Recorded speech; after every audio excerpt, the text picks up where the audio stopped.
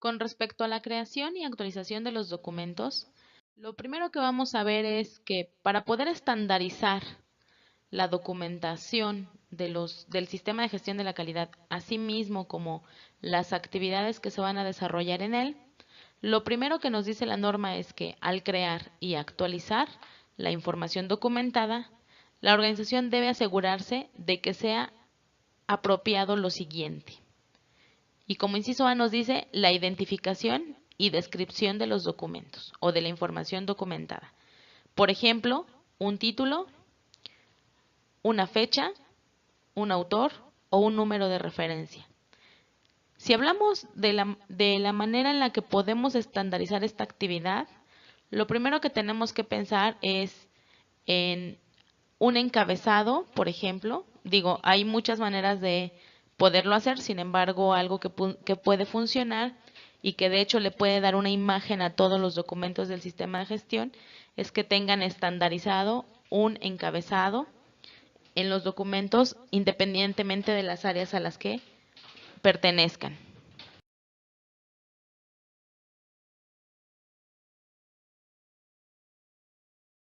Lo que podemos recomendar en este caso es contar con un procedimiento para la elaboración de documentos en donde se definan todos los lineamientos que deben de cumplir cada uno de los documentos que se van a elaborar para el sistema de gestión independientemente del área que las genere. Un encabezado entonces permitirá dar imagen y rastreabilidad a dicha información. Este encabezado pues puede contener el logo o los logos de la empresa, uno en cada extremo, el nombre de la organización y si ésta tiene varias áreas pues se puede incluir el área a la que pertenecerá cada documento. En el inciso C tenemos el título del documento, el cual pues debe de hacer alusión a la actividad que vamos a describir en él, con el propósito de que la gente que integra el sistema de gestión se relacione más rápido con cada una de sus actividades y los documentos en las que se describe cada actividad.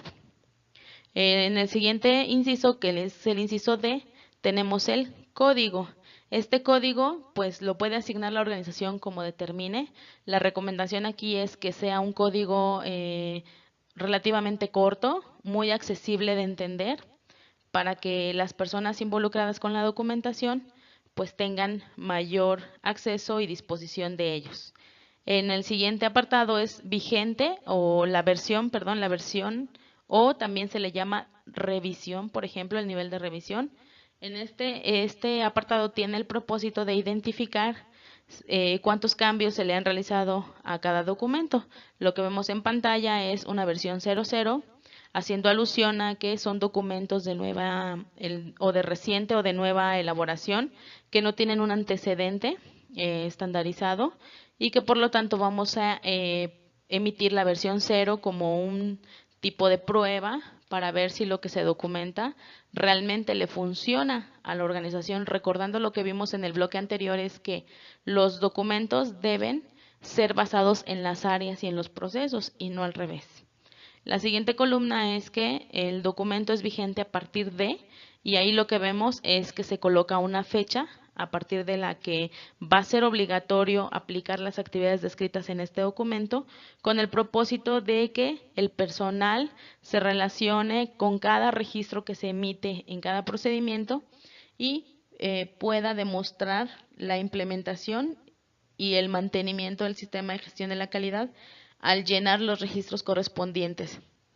¿Qué hacer cuando tenemos actividades anteriores o registros anteriores? Bueno, los nuevos formatos se usan a partir de esta fecha. Es por eso que la vigencia en un documento o cuando se hace vigente es muy importante porque es cuando el personal sabe a partir de cuándo tiene que empezar a llenar los nuevos formatos o los nuevos documentos. Hay ocasiones que las organizaciones piensan que tienen que hacer un retroactivo, es decir, ya se emitió en el nuevo formato, entonces hay que llenar todo lo de los meses anteriores en los nuevos formatos. Aquí cabe destacar que eso no es necesario porque el nuevo formato se utiliza a partir de esta fecha, que se hace vigente el documento. No puede hacerse retroactivo porque entonces no agregaría valor a los procesos de la organización. El siguiente apartado es si sustituye a algún documento. En este caso, pues vemos que dice nuevo porque no sustituye a ningún documento ya que tenemos una versión 0. Pero si tuviera una versión 0.01, ahí tendría que decir sustituye a 00 para que se asuma que, bueno, pues está siendo una nueva información. En la sección ISO estaremos poniendo, o lo que recomendamos aquí es colocar el numeral de la norma al que se está haciendo o al que se está dando cumplimiento con este documento. Por ejemplo, si este documento fuera procedimiento para la elaboración de documentos en el título, la sección ISO que deberíamos de poner, pues sería la que estamos revisando en este momento, que sería el numeral 7.5.2. Ajá. Y por último, el número de páginas, el cual asimismo, pues estamos hablando de una rastreabilidad de la información, nos puede permitir saber que estamos en la página X de un total de páginas, por ejemplo, X', que conforman el total de los documentos. Asimismo, en este procedimiento de elaboración de documentos podemos describir los elementos que van a conformar a una portada, con el propósito de que su elaboración quede estandarizada y no tengamos diferentes documentos que digan, pues parece que son diferentes organizaciones dentro del propio sistema, porque cada quien aplica sus propios criterios. Como dijimos en el inciso, bueno, anteriormente, el encabezado pues estaría destinado a darle identidad y rastreabilidad a la información. Asimismo, se puede colocar un pie de página en el cual podemos, por ejemplo, colocar una leyenda de confidencialidad en donde se declare que los documentos son propiedad de la organización y se prohíbe hacer uso inadecuado o alguna reproducción parcial o total de estos documentos, con el propósito de que todos los documentos elaborados pues tengan los mismos contenidos. Y bueno, siguiendo en este tenor, vemos que el numeral 7.52 de la norma, también en su inciso B, nos pide que debemos definir un formato. Por ejemplo, en este caso, en qué idioma se van a manejar los documentos. Si son todos en el idioma español, pues no es necesario enfatizarlo. Sin embargo, pues como la norma lo sugiere, sí sería conveniente que en algún apartado de este documento para la elaboración de los documentos se diga que pues todo tendrá que documentarse en el idioma español, o si es una empresa transnacional, pues pueden usarse algunos otros idiomas, pero en este caso tendrá que haber controles adecuados en la competencia del personal, ya que el personal debe tener conocimiento en este idioma en el que se van a manejar los documentos. También si estuviéramos aplicando alguna versión de software o algún gráfico en especial, pues también se tiene que declarar en el documento, en el procedimiento para la elaboración de documentos, como se sugirió anteriormente. Y bueno, también definir los medios de soporte, ya sea que se van a manejar en papel o si va a haber un sistema informático que permita asegurar el control de los documentos y de los registros que se generen como parte de la información documentada. Dentro de este mismo procedimiento para la elaboración de los documentos, recomendamos que se defina cuál va a ser el contenido de los documentos, es decir, qué índice va a estar abarcándose en todos los documentos con el propósito de que todos respeten la misma secuencia de información. Por ejemplo, aquí vemos en la primera columna el manual de la calidad y los procedimientos, y podemos definir que pues tanto el manual de la calidad como los procedimientos van a tener una tabla de autorización, en el cual pues vamos a ver más adelante que es importante demostrar quién lo elabora, quién lo revisa o quién lo actualiza y quién lo aprueba. El contenido como para ubicar a la gente sobre las secciones o los apartados que conforman al documento y las páginas en las que se localizan. También podemos decir que el siguiente apartado o el siguiente numeral de los procedimientos deberá ser siempre el objetivo, el cual pues debe de establecer la razón por la que se elabora este documento o cada uno de los documentos. El siguiente apartado o la siguiente sección puede ser un alcance, el cual pues se puede definir ahí qué áreas son las que abarcan o a las que les aplica este documento, a qué procesos, a qué personas se les va a estar aplicando las actividades descritas en cada uno de los documentos. Y como vemos, tanto la tabla de autorización, contenido, objetivo y alcance pueden formar parte del manual y de los procedimientos, y como se dijo en los videos anteriores, si hay también instrucciones de trabajo, pues también estaríamos definiendo qué les aplica. El siguiente numeral son responsabilidades, ya que la norma, vamos a ver más adelante, que solicita que se definan las responsabilidades.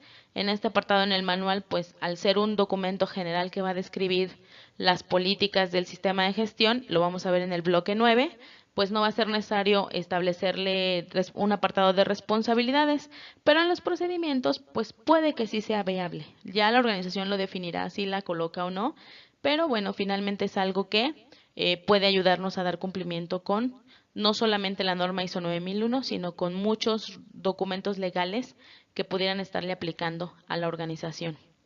El siguiente apartado es la descripción del sistema de gestión de la calidad y como lo vemos, tiene una A de que le aplica al manual de la calidad, sin embargo, a los procedimientos no les aplica. ¿Por qué? Porque en la siguiente línea tenemos descripción de actividades que no le aplican al manual de calidad, pero que sí le aplican a los procedimientos o si tuviéramos instrucciones de trabajo, pues también les aplica a las instrucciones de trabajo.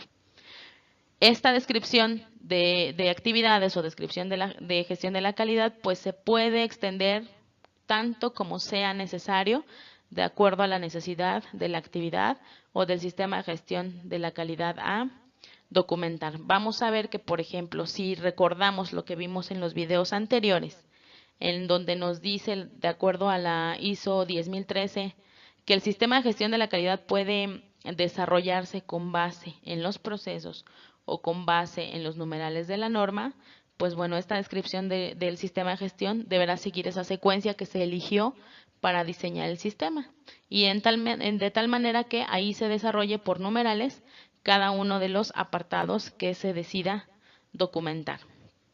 El siguiente apartado son abreviaturas, términos y definiciones con el propósito de garantizar el mejor entendimiento de lo descrito en el documento, así como, bueno, pues entender los términos que se hablen para que todas las personas podamos estar hablando el mismo idioma y la documentación y el conocimiento del sistema de gestión también se pueda ir estandarizando a lo largo de la ejecución de estas actividades.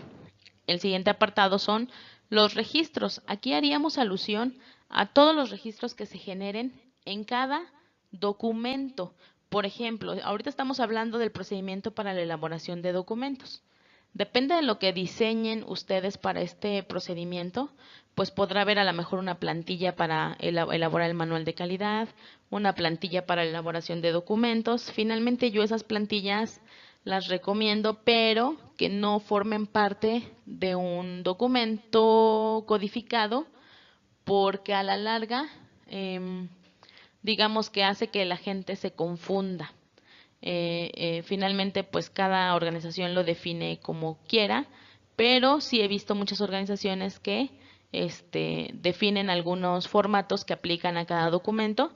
Bueno, estos formatos pueden listarse en estos registros, pero si yo definí que de estas actividades descritas se definen o se derivan ciertos registros, los coloco aquí.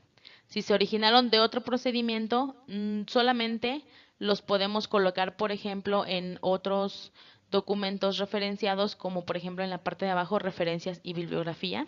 En un segundo les voy a poner algún ejemplo, como para que tengamos una mejor visión. El siguiente apartado es control de cambios. Esto es muy importante porque la norma dice que debemos, digamos, detallar o describir de alguna manera el cambio que se le ha hecho a algún documento con el propósito de que el personal involucrado en la actividad que se describe pues tenga conocimiento de estas actualizaciones. Y finalmente en los anexos podremos ingresar cualquier información que permita apoyar o mejorar el entendimiento de la actividad que se describe. ¿Qué puede ir en estos anexos? Pues pueden ir imágenes, pueden ir tablas, diagramas, fotografías o cualquier otra información que permita mejorar el entendimiento de la actividad que se describe en cada documento. Un ejemplo de lo que hablábamos de los registros que se generan de cada documento. Por ejemplo, en el procedimiento para la elaboración de documentos debemos describir cómo es que se deben de detallar en cada uno de los apartados.